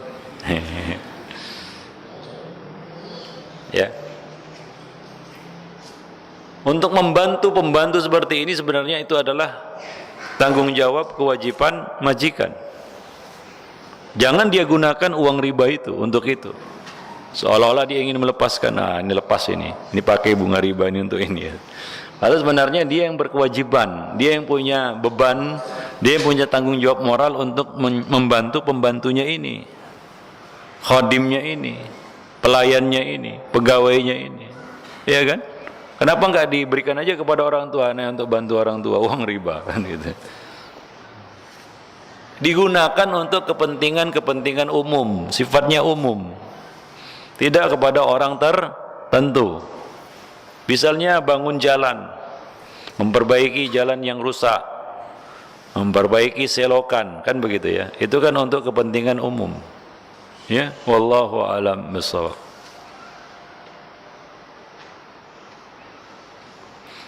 Bagaimana dengan bunga bagi hasil? Bunga apapun namanya, ya, bersihkanlah harta kita darinya.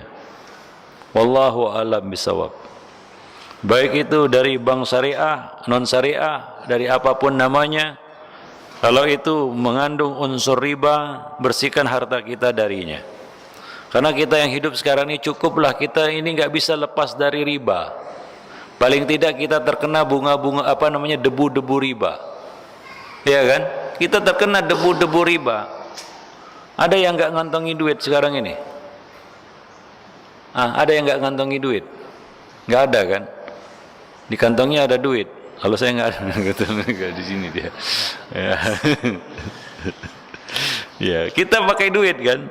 Nah, duit itu ada unsur ribawinya. Ikhwan fillah, ya. Pertambahan pengurangan nilai yang ada pada mata uang itu diatur oleh Bank Dunia dan itu mengacu kepada sistem ribawi. Ya, maka minimal kita ini terkena debu-debu riba. Nah, maka jangan tambah lagi penderitaannya kan gitu ya. Dengan apa? Dengan memakan bunganya kan gitu ya. Cukup telah terkena debunya aja.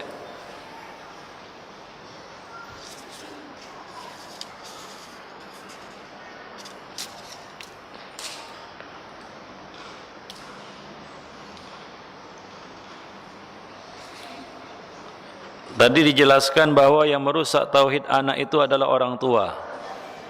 Adakah cara kita menjaga untuk tidak rusak tauhid anak itu? Sementara Manusia itu tempatnya salah, sekalipun orang tua. Ikhwani fiddin, maksudnya adalah kerusakan apapun yang terjadi pada anak itu tidak lepas dari kelalaian orang tua, kesalahan orang tua. Orang tua nggak bisa lepas tangan. Ikhwani fiddin, ma'asyiral muslimin. Ya, dialah yang menjadikan anak ini Yahudi, Nasrani ataupun Majusi. Ya, karena kelalaiannya mungkin tidak memberikan pendidikan kepada anaknya, tidak mengawasi anaknya, membiarkan anaknya jatuh dalam pergaulan bebas, ya, berteman dengan siapa saja.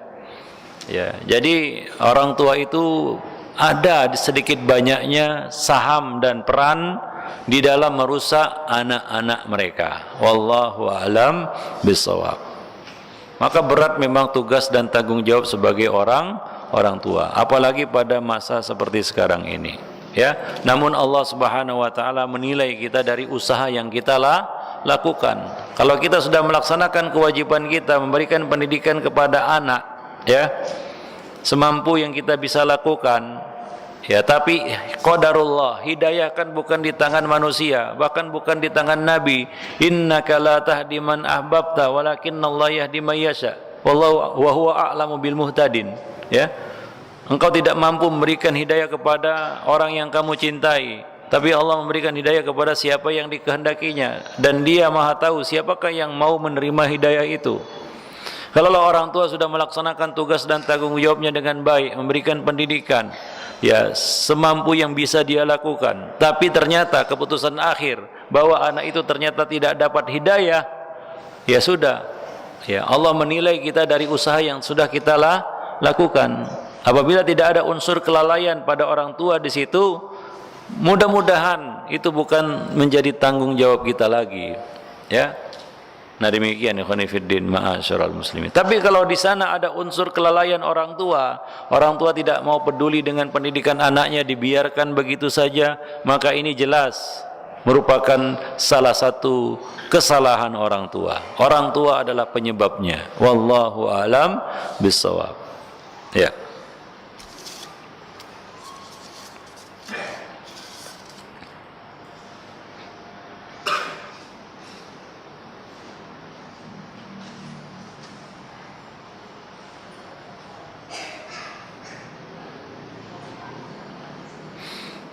Nah, ini ada yang bertanya tentang ibadah.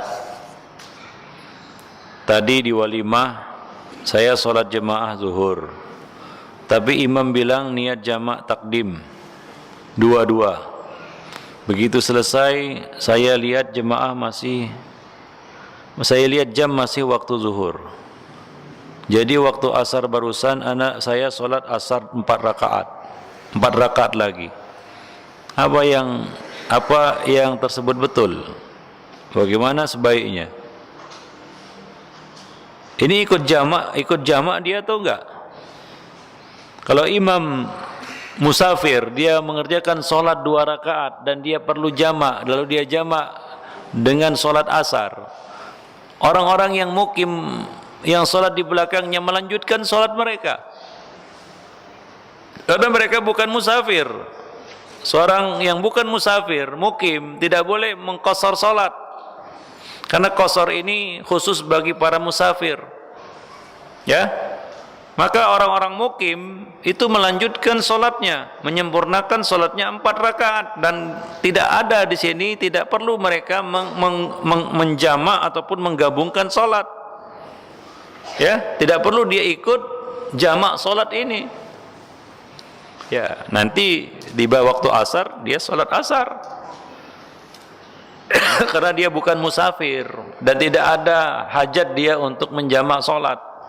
Ya, wallahu a'lam bishawab. Maka yang terbaik adalah dia silakan ikut sholat berjamaah itu yang imamnya adalah musafir, tapi dia menyempurnakan sholat. Ya, dia menyempurnakan sholat. Imamnya salam pada rakaat yang kedua dia lanjutkan, karena ini sholat zuhur kan begitu ya, dia lanjutkan 4 rakaat dan dia tidak perlu ikut sholat jamak tadi, ya, karena dia bukan musafir dan tidak ada hajat dan keperluannya untuk menjamak sholat. Wallahu a'lam bishawab. Demikian ikhwani fiddin, ma'asyiral muslimin, a'azzani Allah wa iyyakum jami'an. Taib. Nah, mungkin sampai di sini dulu pertemuan kita pada sore ini, ya. Mudah-mudahan bermanfaat dan berguna bagi kita semua. Lebih dan kurang saya mohon maaf. Aqulu qouli hadza astaghfirullah li wa lakum wa lisairil muslimin innahu huwal ghafurur rahim. Assalamualaikum warahmatullahi wabarakatuh.